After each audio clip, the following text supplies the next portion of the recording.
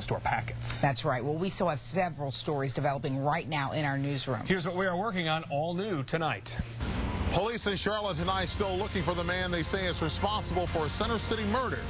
They connect it to a gang problem in Greer Heights. But when you talk to folks in this neighborhood, they say it's a problem mired in perception and reality. State troopers are stepping up patrols on area highways. I find out that the holiday travel season hasn't gotten off to a good start. The average person leaves their car sitting idle for 22 hours a day. But what if you could take that idle time and turn it into cold, hard cash? I'll show you how. This WBTV high-definition program is sponsored by Time Warner Cable. WBTV News at 5 starts right now.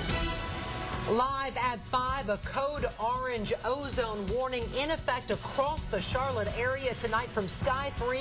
You can see it is so hot and hazy right now. You can barely make out the buildings there in uptown Charlotte. It's good to have you with us at Inside. I'm Maureen O'Boyle. And I'm Jamie Bull. Paul has the night off. Incredible picture, wasn't it? The state has issued an ozone alert for people in sensitive groups. Anyone working outside, the elderly who may be sick, and people with respiratory problems are all at risk. The culprit? Cars like these sitting in traffic on our roads, pumping dangerous levels of carbon monoxide into the air. Now, team coverage tonight of the heat wave and its impact. Kelly Franson tracking it all in the First Alert Weather Center. But we begin tonight with Kay Johnson and help for people facing expensive bills because of all this heat. Kay? Yeah, not only are people feeling the physical stress of the heat, but the financial stress as well. The bad news is it's probably not even, people have probably not even seen the worst of it yet. The good news is there's help out there. Your electric bill is running you approximately how much each month? Like $200. This woman, who only wanted to be known as Christy, says she's between jobs. With 2 sons and other bills, she says times are tough. Christy is just one of nearly 100 families the Crisis Assistance Ministry plans to help. That's just today. If you lose your electricity, you're not even going to have a fan at a time like this. Carol Hardison expects as the heat index rises, so will the number of folks needing help. The full impact, though, may not be seen for months. Folks who today are able to pay their bill but might have a financial step back are going to receive a very high electric bill as a result of this heat. It's a similar situation for help centers across the county. At the Matthews Help Center, Executive Director Kim Rodarmer says just this past month, the center has helped 100 additional families, given out $29,000 in assistance. She attributes some of it to the hot weather. I had a parent come in, a single mom, who has 2 small children at home, and she said to me, our electricity has been disconnected.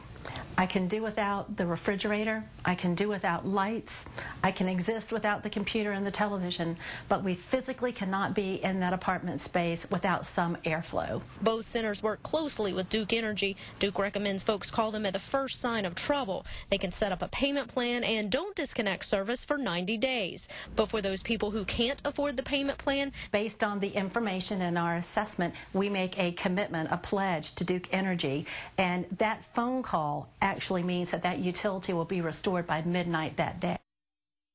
Some suggestions that Duke gives to keep your house cooler: adjust those blinds, adjust the thermostat, and use fans when you can. Kay Johnson, WBTV, on your side. Good advice there, Kay. Thank you. Despite the heat, there are no plans to open cooling centers like this one from last year. The American Red Cross told us this afternoon that emergency management hasn't asked for cooling centers. If the call comes, the Red Cross tells us it can have cooling centers open and ready in less than an hour. Now, we learned today the heat did not cause last night's power outage in Gaston County. Sky 3 over this substation in McAdenville as crews worked to make repairs yesterday. Duke Energy told us today while heat can cause transformers to fail, it was not the case here. Just some faulty equipment that certainly picked the wrong time to break. Yeah, really hard to believe we are this hot this early in June. Kelly Franson is in the Weather Center now. We saw that shot from Sky 3, just soupy looking out there. Yeah, the air just sitting there. We're under high pressure in the Carolinas, and so when everything just sits and doesn't move, the pollutants build up, the sun turns it to ozone, and you run into big trouble. As far as temperatures are concerned, those are big again today as well. 90 for Lenore, 91 for Hickory and Salisbury, 92 for Charlotte and Monroe. However, a little bit of relief to the north.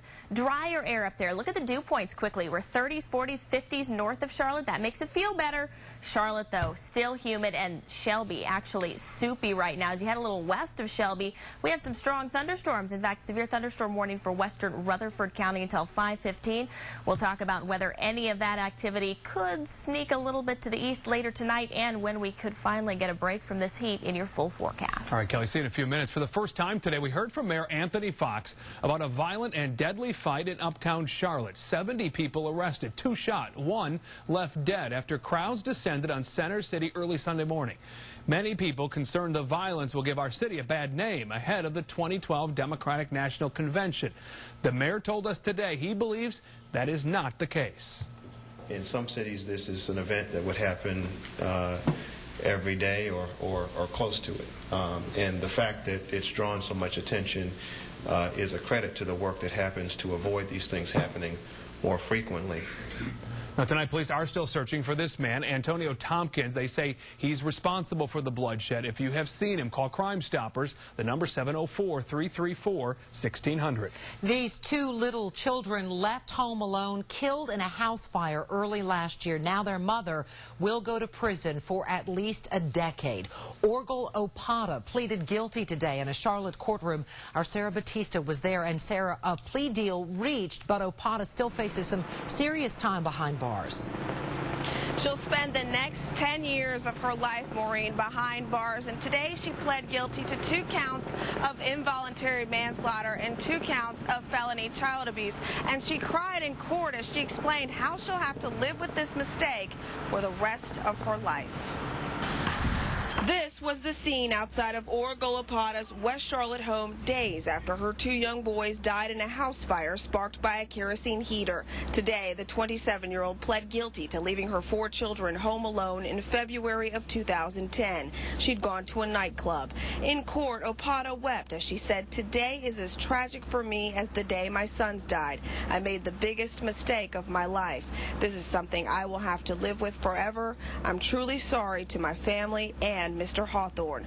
Jerry Hawthorne, the father of the 2 boys, 1-year-old Gabriel and 2-year-old Josiah, says he's satisfied with Opata's sentence, but called it a tragedy. Not only did it tear apart 2 families, it also tore apart community. In court, prosecutors explained how Opata's house didn't have any heat or hot water, yet she still spent money on acrylic nails and entertainment. Opata claims she was in an abusive relationship with Hawthorne and was suffering from depression. She says she's received therapy since she's been in jail, saying, quote, "Even though I am still grieving the loss of Josiah and Gabriel, I am proud to say that I am not the same woman who walked through those doors." Josiah and Gabriel's grandmother, Alicia Green, says she hopes the case sends a message to the community. Can you imagine how I'm feeling right now? That I can only go to the cemetery, just stand there and talk. I lost a lot. A really tragic story. I also mentioned that there were 2 other children in the house that night. They were 4 and 7 years old at the time. Opata thanked her family in court today for taking care of those 2 children. For now, we're live from the Mecklenburg County Courthouse. Sarah Batista, WBTV, on your side. Here's some breaking news right now into the newsroom. Sky 3 live right now over uptown Charlotte, where some power lines have apparently been damaged. There was some smoke apparently also seen from those power lines. See, fire crews are on the scene right now, and they are, I'm sorry, Josh, say that for me one more time. These are underground power lines, so perhaps that smoke was coming up through the pavement there. Some traffic getting by, but clearly one of the streets has been shut down right now as fire crews try to get a handle on this situation. As soon as we gather up more information, Jacinda will help us get around it as well. We'll keep it right here. We'll keep you updated. South Caldwell at 4th Street is now, I'm being told, are the streets impacted by this. So let's get an update from Jacinda right now on the situation. Jacinda?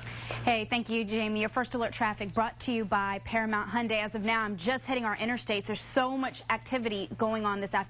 This is I-77 northbound. There's an accident near exit 25 Sanford Road. A lot of congestion building 4 miles in Huntersville. Use Highway 21 as your alternate route. Now let's go all the way to I-485. In the outer loop, there's an accident there near exit 64. Expect delays, miles of backup here as well. And we've pretty much been looking at this all afternoon. And it doesn't stop there. I-85 northbound at Statesville Avenue, exit 39. Accident in this area. A lot of traffic. Use North Tryon Street in this area. Back to you. All right, thanks, Jacinta. New at 5. The driver in this deadly bus crash out of jail tonight, and the passengers who survived are outraged. Plus, buying a new computer, it will soon be illegal to throw your old one in the trash. We'll tell you about the options you have instead. And a bit later on. These are called airsoft guns, but one 7th grader learned a pretty hard lesson when he brought one of these to class. Yeah, the troubling toys police are warning parents about tonight. This is WBTV Live and on your side at 5 o'clock.